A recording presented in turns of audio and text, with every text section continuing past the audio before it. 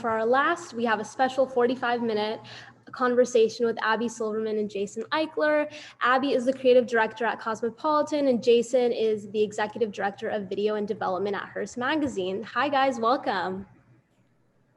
Hello. Hello. Can you hear us? How are you guys doing? We're good. It's really freaking cold in New York today. Crazy. Awesome. I mean, not awesome that it's super cold, but okay, cool. Just to get into it, do you guys want to tell us about yourself and where you guys got your start? Abby, you want to go first? Yeah, sure. So hi, everyone. I'm Abby. I am the digital creative director at Cosmopolitan right now. And prior to Cosmo, I worked at W Magazine. I worked on the sales and marketing side of the brand, and I was working on a lot of branded content and marketing material and sales presentations. And I switched over to the editorial side when I got my job at Cosmo. I've also worked at Harper's Bazaar, Travel and Leisure, and freelanced at a number of other different companies or publishing companies and brands around the city. And then prior to that, I graduated from Drake University in 2012, and I double majored in creative advertising and graphic design. I'm Jason. I'm the executive director of video and development at Hearst, which means we create and sell TV shows, digital shows. We've had shows on Facebook, Snapchat, the CW, Lifetime, some Quibi shows, rest in peace. And we're talking to a bunch of different streaming platforms. And then we also create documentaries for the Hearst brands. We've got one coming out on 17 next week. We've done some for Harper's Bazaar as well. Before that, I was the video director at Cosmo. I actually hired Abby. That's how we became friends. And then before that, I lived in LA and I worked in reality TV for a bunch of HGTV series. I did some red carpet hosting. I covered like The Voice, American Idol, the Grammys. And then I was also a web writer for Dick Clark. I worked for a couple of Billboard Music Awards and the American Music Awards. I actually went to undergrad for music and then grad school for news broadcasting. So I didn't initially think I would work in entertainment. Awesome. Thank you guys for giving us a little background. I always love hearing people in the creative industry background. Everyone kind of hops around and you're like, this is how I got here somehow. So I guess from the starter, since you both have your own kind of unique background and start, how are you able to make those connections in the industry and kind of get your foot in the door? I can go first. I know for me, it's sort of a double standard. Like it's like you start making the connections almost once you're in the industry, and it's super competitive and it's really hard to get the job. So, you know, if you do hear no's, don't get down on yourself, because I know, like, for myself and probably both for Jason as well, like you get a lot of no's before you get yeses. But once you do, you know, get your foot in the door and do get that position, I think it's really important to stay on top of those relationships, because, you know, like for me, I, you know, had a junior designer role at InStyle, and then all those people that I worked with are now like working across every single publishing brand in New York. They work at Harper's Bazaar, at Marie Claire, at W, at Vogue. So like I can now go to those connections if I ever wanted, you know, to explore something outside of my role now. So I think it's really important to, you know, hold on to the connections that you have, keep in touch with people, and definitely network as much as you can when you are in, you know, your first internships or your first job. So I think, you know, for me, that's been something that's helped me get to where I am.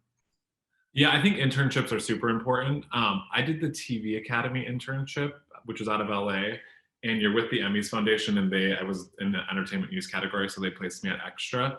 And the people at Extra helped me get probably my first 3 jobs in the industry. I grew up in like a cornfield in Michigan, so I did not know anybody remotely in the industry at all. And I still keep in touch with them today. And then I think I saw this Issa Rae quote on TikTok, but I think a good thing when you're thinking about networking, everybody always thinks like try to network to the people up, but like also network to the people that are on your level, because those are the people that are actually going to get you the jobs. Even now when I'm hiring an assistant or something, I'll ask our assistant, like, do you have any friends? Who do you know? And so I think it's also important to just sort of have contacts around the same entry point that you are. Yeah, that's super awesome. I heard this quote that says like your peers will be the ones working with you. So like network within, just like you said. We have a question from Sarah asking, would you say it's worth moving to a bigger city like LA or NYC as a creative? I posted a TikTok on this and I got so much hate on it. Yes. I think there are obviously ways to work in New York or in the industry if you don't live in a big city, but you want to go where most of the jobs are, and most of the jobs are in the city. And then I think a lot of entry level jobs start almost within 24 hours. We'll have somebody back out and we'll be like, oh shit, we need an assistant on set. And so we'll need somebody that can start right away. I think if you aren't financially able to move to a big city, then I would start local at local news stations, local newspapers, anything like that. But I ended up, I didn't come from a family who had money or anything. And so I saved out student loan money and then rented like a mattress in somebody's UCLA apartment. It was disgusting. And then got a job at Urban Outfitters to sort of hit the ground running looking for a job. And it took about like 3 months. So I would say like save up, get a job in the city that's not necessarily in the entertainment industry, and then at least you can be there to network and start ASAP. Yeah, I also think it depends like what your ultimate goal is. Like, do you want to work at the biggest brands? Are you okay working in, maybe for a local publication, which isn't bad at all. It just depends like what your personal goals are. Like for me, I went where I went to school, Meredith Corporation is headquartered. So sorry, that's my puppy. So I was able to work at Meredith in college, knowing that I didn't, want to stay in Des Moines, Iowa, but it was like a start to building my resume. And then I also, worked at Minneapolis St. Paul Magazine. So, and that's also a really great magazine as well. So I was able to have those experiences to then, get to the next step. So I wouldn't like shy away from, if you are, in a smaller city, starting there first, because I think that can really help you then get a comparative job in a larger city. Yeah, I think that's a great piece of advice. Get your foundation and make that jump. This is a little more big picture too for those that are starting to get interested in fashion in this industry, but they have literally no idea where to start. What do you kind of tell those looking to get in, and maybe not through necessarily an internship and they don't know anyone? How do they get their foot in the door? I always think it's super important to create your own content.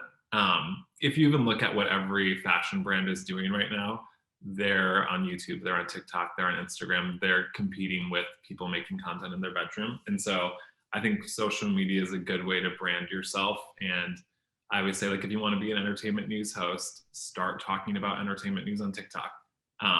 And then when you do reach out, at least you can point to, here's a blog of articles I've written, or here's a video I've done. And so you have experience, even if it's not at a big company.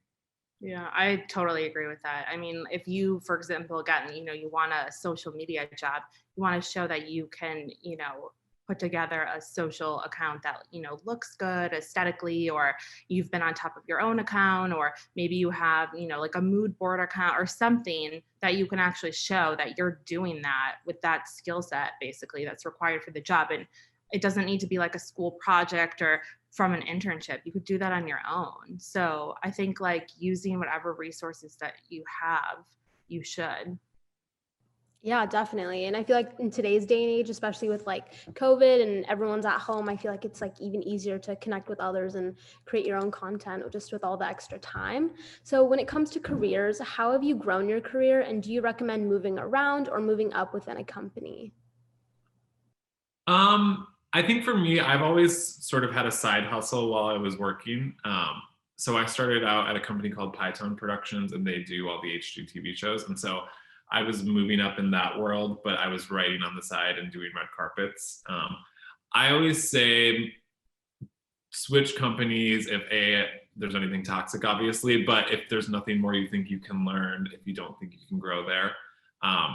If not, I've been at Hearst now for 4 years, and I've been able to do video for Cosmo. I've had a show on the CW. I've had a show on Lifetime. And so there's still lots of opportunity there for me. So I think it honestly just is situation by situation, but as long as you think you can still learn and grow there, I think it's okay to stick around. A lot of times it's easier to switch jobs within a company. You don't have to go through not knowing anybody, not knowing where your desk is, all of that stuff. So it is easier in some regards.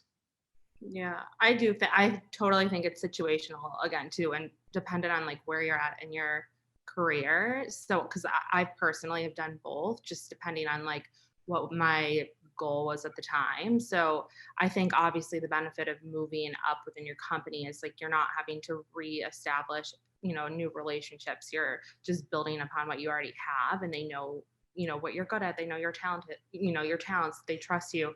Versus, moving companies, you're obviously starting over. You're building new relationships, but I think that can have a benefit sometimes of you. I think a lot of times when you move companies, you can get more money.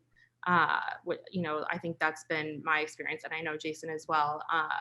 But also, again, it depends. Like if there's opportunity for growth, then I wouldn't say like jump ship. But if you've like maxed out on your potential and you don't see a way forward, and no one's really, guiding you or helping you, there's not really anywhere for you to go, then like you should start looking for something else.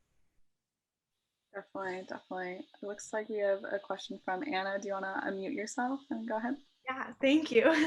My name's Anna. I'm actually the art director for Unpublished right now, so I've been really excited to do this for a while. I have a question. So you both mentioned, Abby, I know you specifically mentioned that you went from sales and marketing to editorial. And then Jason, you were doing kind of like red carpet, and now you're doing like video. How easy and how were those transitions made from like different sectors within the entertainment and the fashion industry?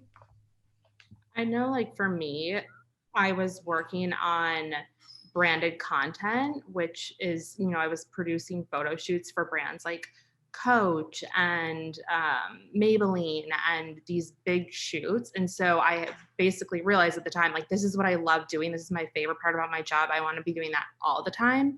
And so on the editorial side, it's like, it's much more creative, and that's such, a much larger part of my role. So I already had the skill set. So for me, it was like a very easy transition, and it was what I wanted to do. So I think it just depends again, like what's your experience, what are you looking to transition in, and then like, is it right for you? There's a lot of factors that can play into it. I think for me, when I started, I didn't know what I wanted to end up doing. And I always tell people, I don't think you have to. And so a side hustle helps because you're getting experience. So when I was doing home reno TV, it was not my dream job by any means. I hated it. You would sometimes watch paint dry. And so I wanted to start like writing for publications. I didn't have any writing experience. So I would reach out to like Thought Catalog or like local news places and be like, can I write an album review for you? Or can I review this concert? And then I was able to get like bylines published. And then that got me a job at Billboard for the Billboard Music Awards. So I think having a side hustle is important if you're not sure where you want to go, or if you want to sort of dabble in everything. If you're working specifically in digital, like at Cosmo when I was there, you do get your hands on everything. You're on set for shoots, you're writing, you're directing videos. So it also sort of depends on where you start, I guess. Thank you. Awesome. And so we have a question from Monica asking, I'm a recent grad and previous intern at Hearst, best internship ever. Do you think there'll be more jobs in NYC will start opening up this year, or would you recommend waiting to apply until the pandemic is over / next year? Oh God, I don't want to tell you what to do and then it doesn't happen. I think if you're working in video specifically, and Abby can probably talk more to the magazine world, we're definitely shooting more. Now there's what they call COVID compliance officers that are on set for everything. So video specifically, there's a lot of in-person stuff happening. It might be different in your world, Abby. I mean, I feel like, the ship is still sailing. Like everything still needs to get done. There's still all the same, goals that we need to meet, and people are moving around. So I definitely like have seen job postings. I would just like keep an eye out. I think it just depends if you're like ready to make the move to New York. I think Hearst at least has been a very stable company within the pandemic of like the publishing companies.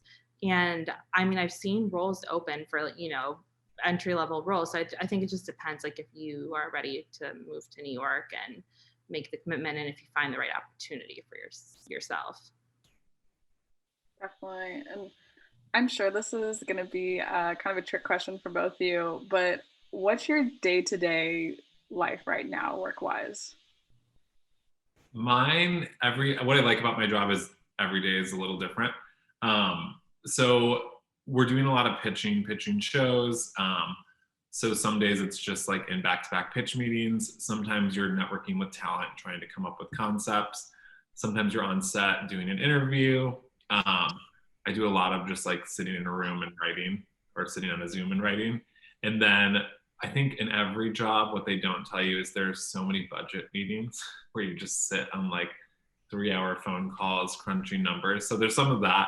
And then in a non-COVID world, there's a lot of like fun concerts and events and fashion shows. It's sort of like the more glamorous side of what we do.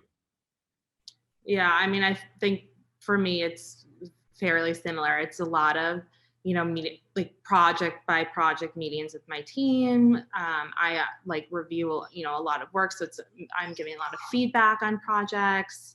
We are having, pitch meetings, brainstorms. We are still shooting as well. Again, like depending on where COVID's at, like every one of our shoots, at least in 2020, has been very different. Depending like where locationally where it was, and then also what was happening with COVID. So we are still shooting and following like COVID compliance. So that's still happening. We're still planning on doing a lot of these big like celebrity profiles and big beauty and fashion shoots. So that's all still happening. Big reported features. So it's, we're still working on all the same stuff. It's just really, from home and through a computer screen. So. Definitely. So can you explain your responsibilities and challenges of your jobs? Responsibilities, I have a team of 25 people. They're not all direct reports, so I have, I think, 6 direct reports. So I have to create shows and sell them, and then when they're in production, I'm overseeing the creative, overseeing what's happening there. What was the second part of the question? I blacked out. The challenges. The challenges. I would say, and probably any job, not just entertainment, but you hear no a lot. We'll pitch 18 shows, maybe one will go through. So there's a lot of like working really hard on things and then nothing happening. And then I think in the beginning, you get like in entertainment, it's just a feedback loop. Somebody gives you a note and then you give a note to somebody else. So sort of, I think removing the emotion from getting feedback is hard when it's anything that you've created. So I think that's challenging. So I have a team of 8 and I oversee, sorry, that's my puppy again.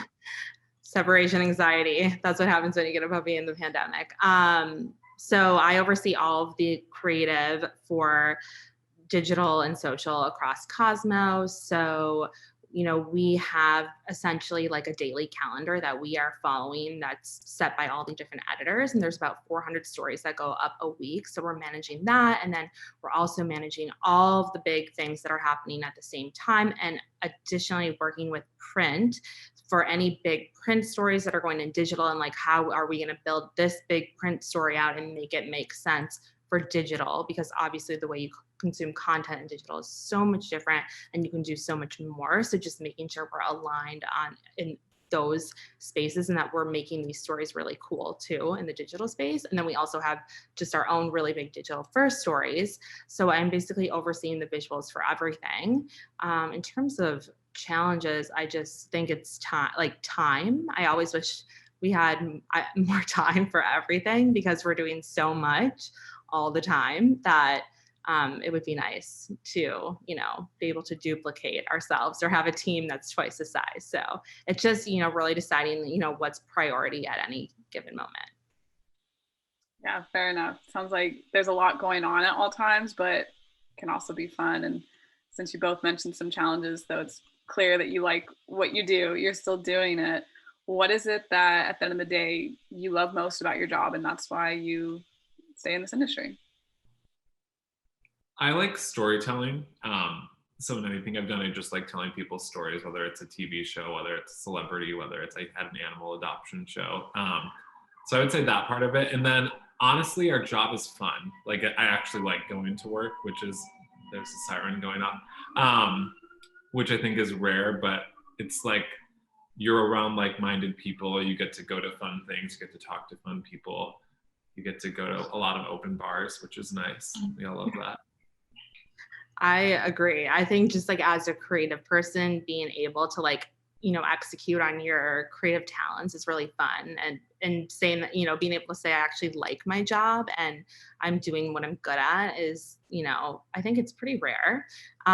So I love that. And then I'm on what Jason said, being able to storytell on such a large platform and such a diverse, range of stories, because we cover, at Cosmo, like, Jason's working on a ton of different brands, and at Cosmo's covering so many different topics that it's not, you never get bored because everything's so different. So I think that's really cool. That's really awesome that you guys love your jobs that much. I hope one day I will love my jobs like that as well. Same with everyone else in this panel. So we have a question from Ella saying, so Hearst is a publishing company and owns a lot of magazines, etc. So does Jason work for the company all together or separate works that Hearst owns? I work for the company altogether. So my team is called development.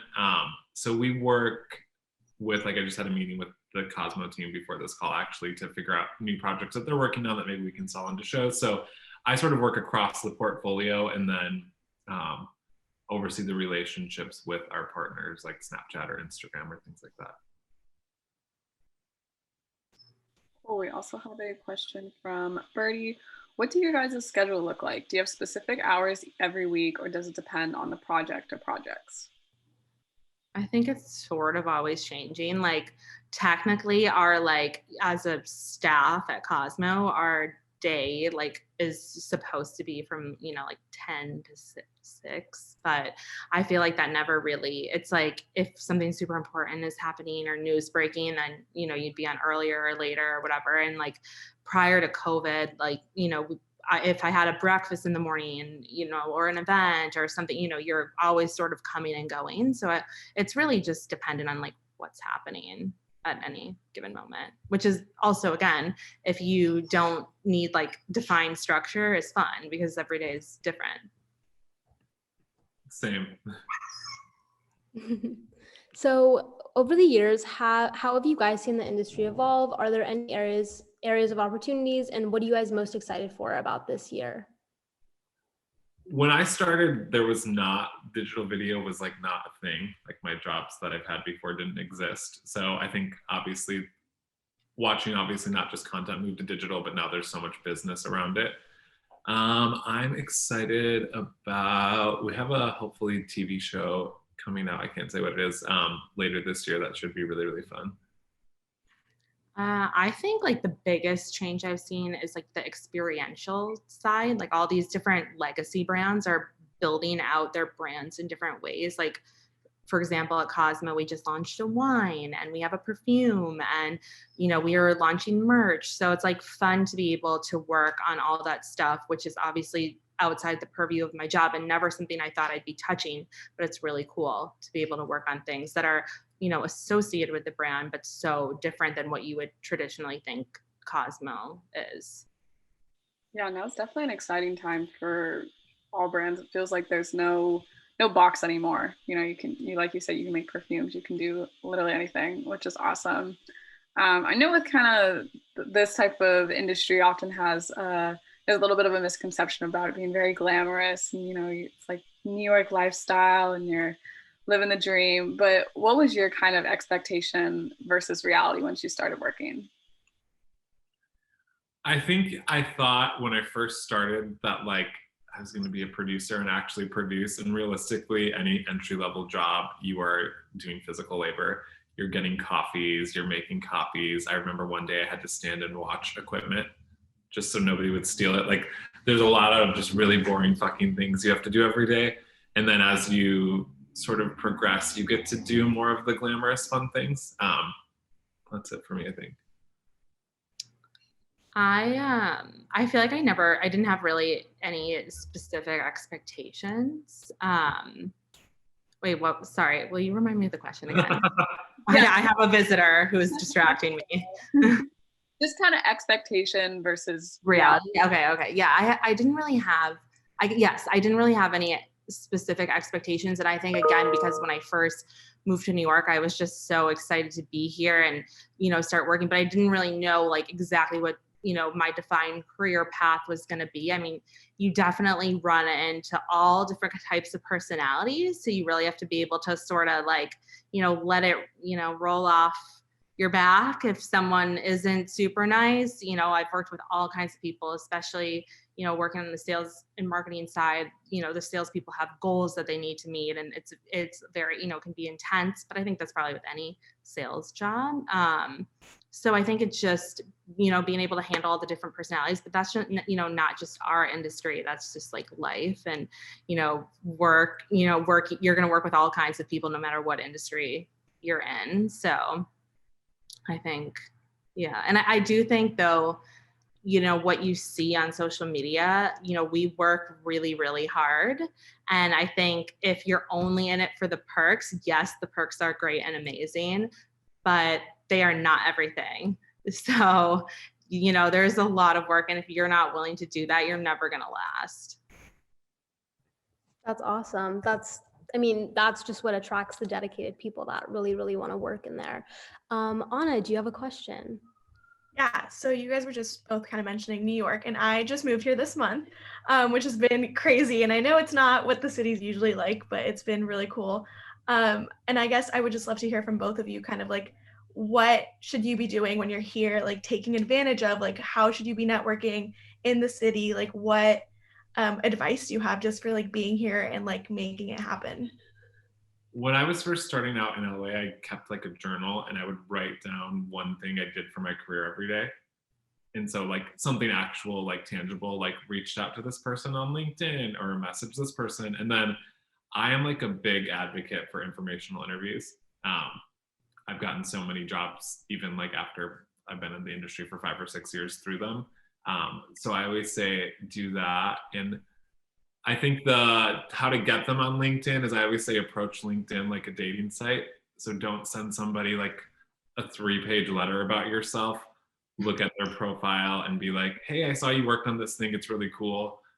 I'm an aspiring whatever. Can I pick your brain for 15 minutes? Everybody in this industry loves to receive compliments. So if you can read through and pick out one, you'll probably have a fairly good success rate.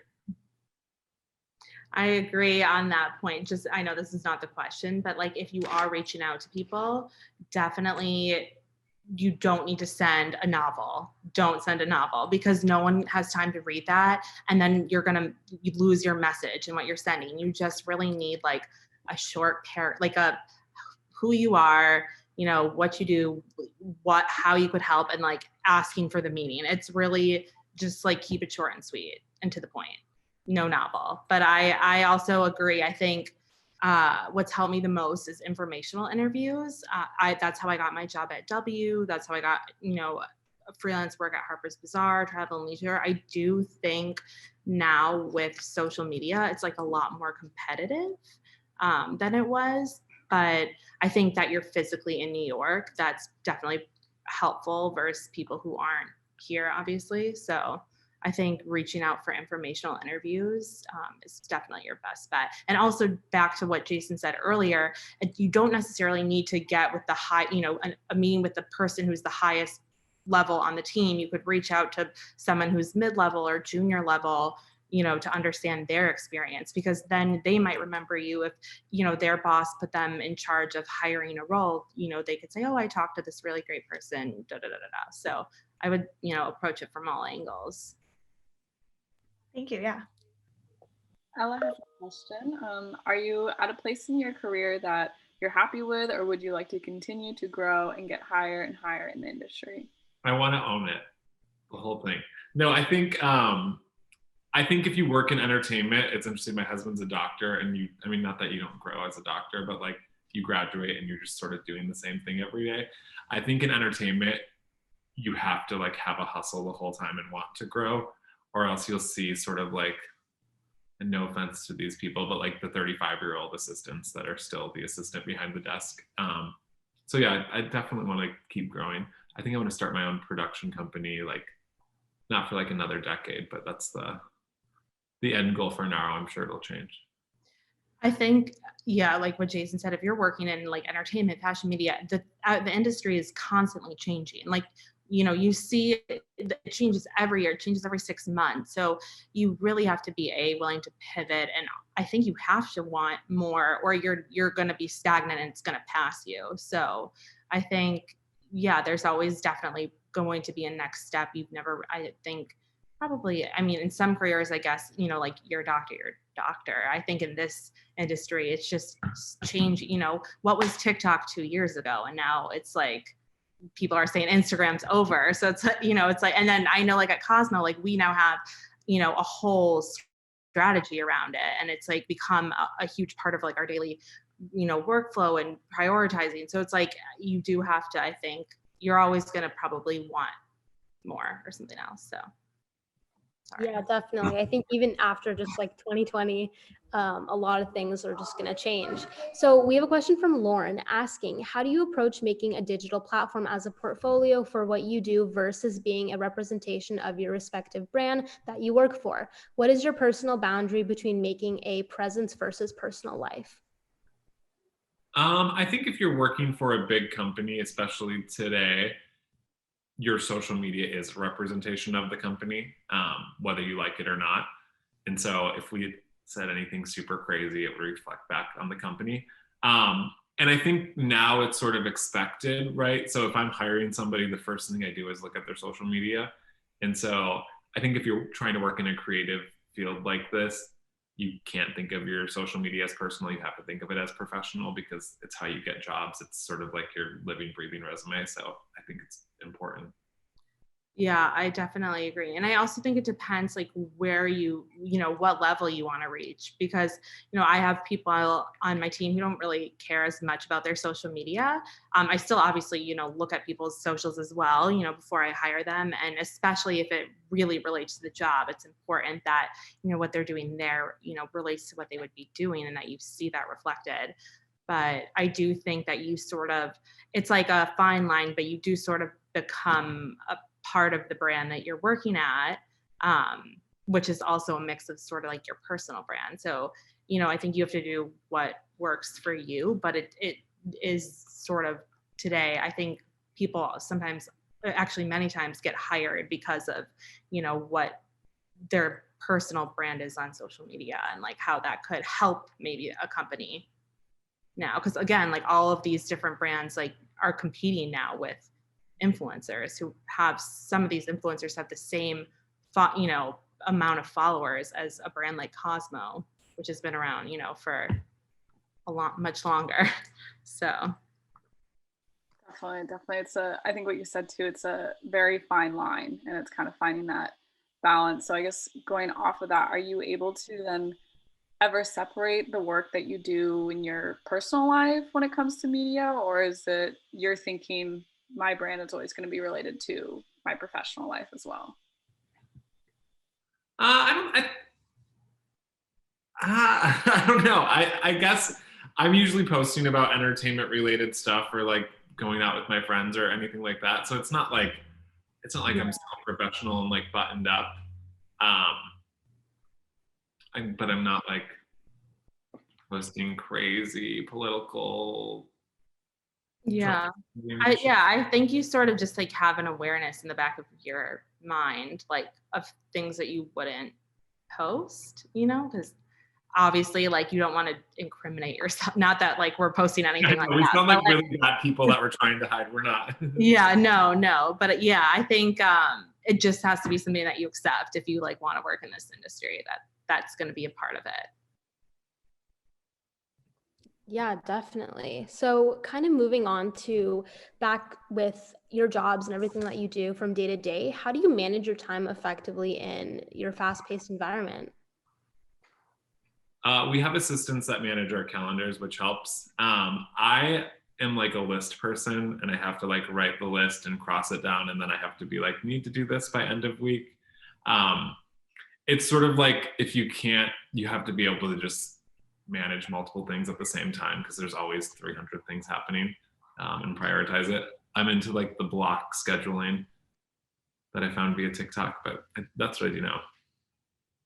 I love the block scheduling too. Like I'll literally schedule, time on my own calendar for a project that I need to work on, or some, or I'll say at this certain time I'm going to review these projects and answer these emails, so that I like hold myself accountable to do those things. Because again, it can really like build up if you have a lot on your to-do list. I also think, I don't know where I saw this, but I think I've been doing this for a while. I do like the 1-3-5 rule, where, if you have like 20 big things to work on, you obviously can't do that in one day. So doing one big thing, 3 medium things, and 5 small things, I think is like a good sort of rule of thumb. Oh, I should use that. Yeah, it's good. That's a good way to balance everything too. Which kind of leads to my next question of, since we're working from home, there's a million things to do every day and you're not going to get your to-do list done all the time. How are you kind of balancing work, personal life, since you're at home, and what do you do to kind of implement self-care? I, at the beginning of the pandemic, wanted to like jump out the window. I like hate working from home. I hate not being around people. So now I've gotten better. Now I like work out in the morning so I can like get out of the apartment. And then I would plan like movie night with my husband at like a certain time, just to like shut off from work, because it's really hard. Our work is on our phone. And so it's really hard to just not be checking your phone all night. So I have to put my phone in another room, like shut the door. And then I try to like schedule fun just so you stick to it. Yeah, I definitely agree. I think, obviously this was a huge adjustment for everyone, being home all the day, not having any structure to your day. So giving yourself a structure from home, even though I think sometimes it's easy to like fall out of that, but like really keeping yourself to that, during the week, I think has helped me. Like Jason said, like working out in the morning, because I know if I don't do it in the morning, I won't do it. So, working out in the morning, I think honestly getting a dog has helped give structure, because like the pup, she's a puppy, she needs structure.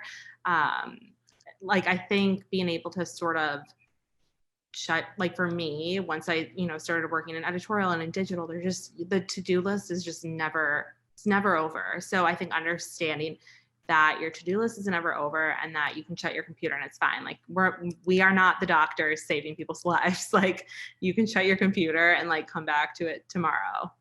So I think just, remembering that and then doing it is important.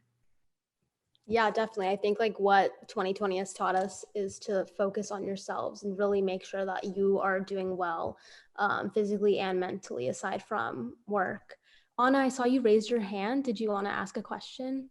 Yeah, kind of just following up on like all of this basically, but what is the biggest piece of advice that you wish you had heard when you were starting out in this industry that like you wish you'd known then and now? I would say it's a numbers game, and don't take anything personally. When I was moving from LA to New York, I applied for, I think, 56 jobs when I did the list. I got interviews at 4 companies. I didn't get any of those jobs. And it's not personal. It's just I wasn't the right fit. Maybe there was somebody that needed to be promoted within. So I think it's not always about who's the smartest person in the room. It's about the person that keeps just showing up to the room.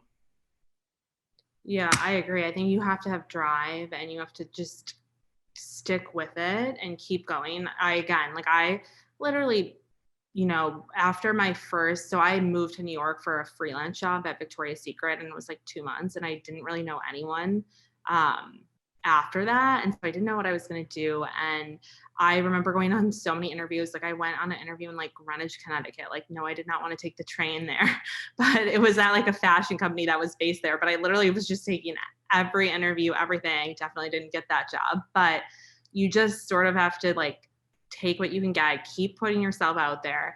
And I think if you put yourself out there enough times, like eventually you're going to get something. But it takes a while to really like get your grounding and like figure it out. And, it's competitive. So you really, you have to have thick skin, and just because it's a no at one point doesn't mean that you're not going to get something down the line that's maybe better. It's just, you have to really stick with it. And I think going off of that, there's always going to be somebody that's farther ahead than you and always somebody behind you. I remember when I was an assistant, there was like an associate, or there was a assistant job on house owners renovation, and I was just the office assistant, and I really wanted that job. And I was way more qualified, and they gave it to this guy because he had been at the company longer. And I was so pissed because I was like, he did not deserve it. And then 6 months went by, and I ended up being his boss, and they hired me to be like the associate producer over him. So a lot of it is just timing too.